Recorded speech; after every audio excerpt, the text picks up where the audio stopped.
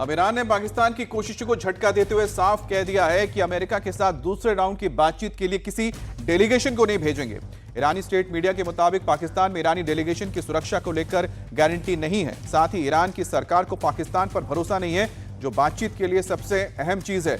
ईरानी media का यह बयान पाकिस्तान के लिए एक बड़ा झटका है, जो खुद को वेस्ट एशिया का बड़ा प्लेयर साबित करने की कोशिश कर रहा था। ईरानी अधिकारियों का मानना है कि पाकिस्तान के सैनिक नेतृत्व, खास तौर पर आसिम मुनीर का झुकाव अमेरिका की ओर ज्यादा है। तेहरान को डर है कि पाकिस्तान एक निष्पक्ष मध्यस्थ के बजाय अमेरिका के हितों को बढ़ावा दे सकता है। ईरान ने चिंता जताई है कि पाकिस्तान में होने वाली वार्ताओं के दौरान संवेदनशील खुफिया जानकारी अमेरिका को दी जा सकती है और साथ ही ईरानी प्रतिनिधियों की सुरक्षा को लेकर भी संदेह व्यक्त किए गए हैं। तो अमेरिका के साथ से बातचीत के लिए डेलीगेशन नहीं भेजेगा, ईरान ने यह साफ कहा है। और वजह देखिए, पाकिस्तान पर भरोसा नहीं है ईरान को। ईरान ये कह रहा है कि पाकिस्तान को जो झुकाव है, आसिम मुनीर का जो झुकाव है, वो प्रेसिडेंट ट्रंप की तरफ बहुत ज़्यादा है। और ऐसे में हो सकता है कि हमारी जो गोपनीय जानकारी है, जो इंपॉर्टेंट इन्फॉर्मेशन है, उसे पाकिस्तान लीक करके अमेरिका को बता दे।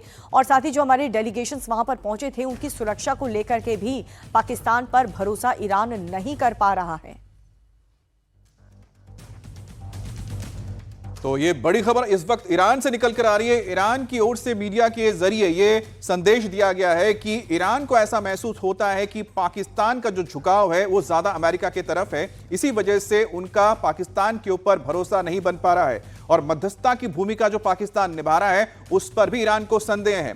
उन्हें लगता है कि उनका जो डेलीगेशन जा रहा है उसकी सुरक्षा को लेकर पुख्ता इंतजाम नहीं है, उनकी सुरक्षा को लेकर एक प्रश्न चिन्ह ईरान लगा रहा है। दूसरी बड़ी बात यह है कि उन्हें लगता है कि उनका डेलीगेशन जो वहां पर मौजूद रहता है, उनकी जो जानकारियां हैं वो पाकिस्तान अमेरिका को लीक कर सकता है और यही वजह है कि ईरान की ओर से अपना डेलीगेशन अब बातचीत के लिए पाकिस्तान भेजने पर एक बड़ा सवाल खड़ा कर दिया है, एक संशय पैदा हो जाता है। यहां तक ईरान ने यह भी कहा कि हमारी डेलीगेशन को जान का खतरा भी है। इस बीच सीज़फायर के ऐलान को अमेरिकी एक्सपर्ट ट्रंप के लिए बहुत बड़ा झटका मान रहे हैं। एक्सपर्ट का कहना यह है कि ट्रंप के पास कोई प्लान है ही नहीं, वो अपने ही आरोपों में घिर चुके हैं। I think the main issue here is that the two sides departed Islamabad, days ago without a firm date and time set for the next round of talks. So they left it somewhat open on the calendar. Obviously, you had the timeline for the ceasefire that was agreed to.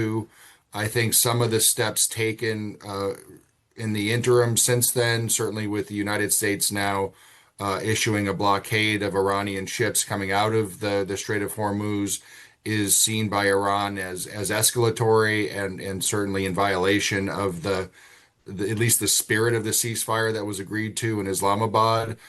Washington is countered with accusations of its own that Iran is not fully abiding by. So I think at the macro level, you have some issues that remain unresolved.